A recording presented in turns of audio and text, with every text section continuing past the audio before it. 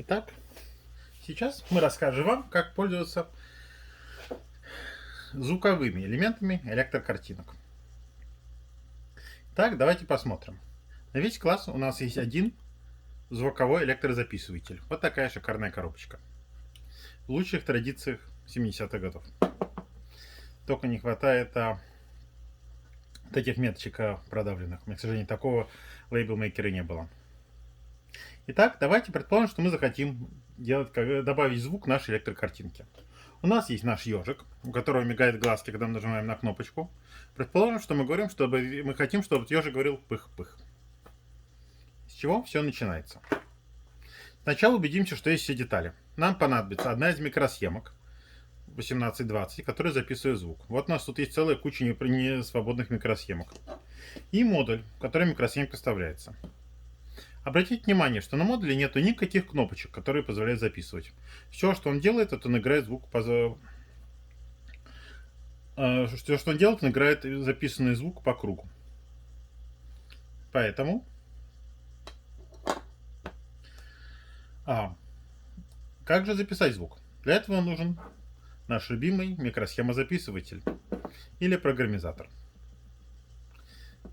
Давайте покажем процедуру. Сначала выбирайте новую микросхему, неиспользуемую из микросхемы держалки. Это специальная антистатическая пена, которая нужна, чтобы от статического электричества микросхема не портилась.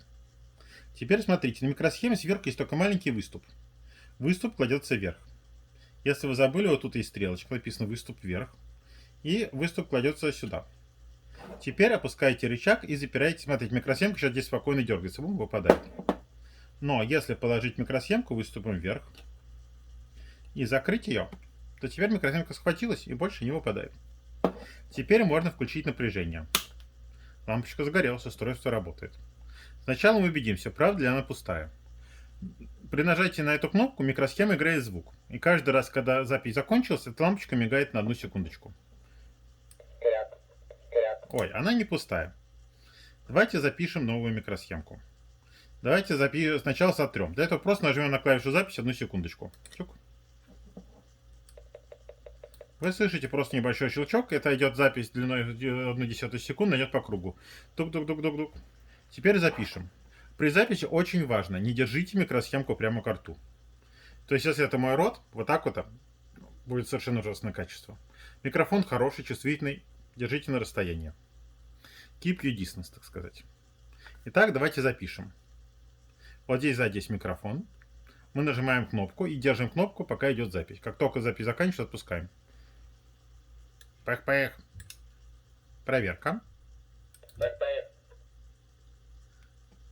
А чтобы проверить, как будет по кругу, просто нажмите кнопку и держите. Ну, конечно, не очень похоже на ежика, но для демонстрации вполне нормально. Теперь выключаем устройство. Вынимаем микросхему, отпускаем микросхемку и вынимаем. В этой микросхемке записан теперь звук. Теперь выбираем какую-нибудь неиспользуемую часть и засовываем. Опять смотрим, в микросхемке сверху есть выступ, вот здесь он такой масенький. И тут вот в колодке, в которой вставляется микросхемка, тоже сверху есть выступ. Какое совпадение? Выступ к выступу. Это неспроста. Поэтому берем микросхемку и аккуратненько вставляем. Возможно, ножки придется подогнуть вот так пальцем. Тук-тук-тук, чтобы они хорошо вошли. Когда мы убедились, что микросхемка вставлена, нужно ее подавить посильнее и нажать на конец. Теперь берем нашу электрокартинку. Вот она, наша электрокартинка. Берем два новых проводочка. Отрываем один. Отрываем второй. Это идет назад. И прикрепляем. Один из них прикрепляется к кнопке, потому что кнопки не зря идет. Так, черный идет к батарейке, значит, он нужен к зеленому. У кнопки есть два выхода. Это не зря. Другой идет к второй части батарейки. И теперь прикрепляем. Это идет сюда. Этот идет сюда. Как наш дизайн?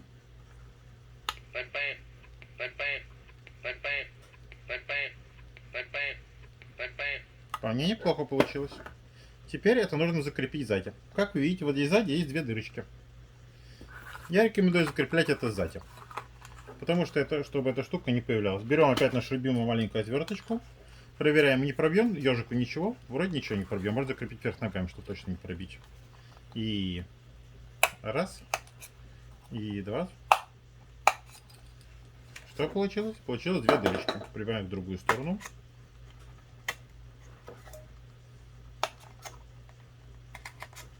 По нашей традиции берем проволочку и отрезаем, засовываем сюда, засовываем сюда, пропускаем. Дизайн так сделан, чтобы эта проволока не касалась никаких контактов.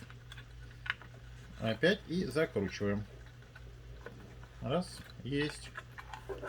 Итак, наша электрокартинка улучшена. Наш ежик научился говорить. Теперь последнее. Вы, наверное, видели вот такой инструмент. Что это такое?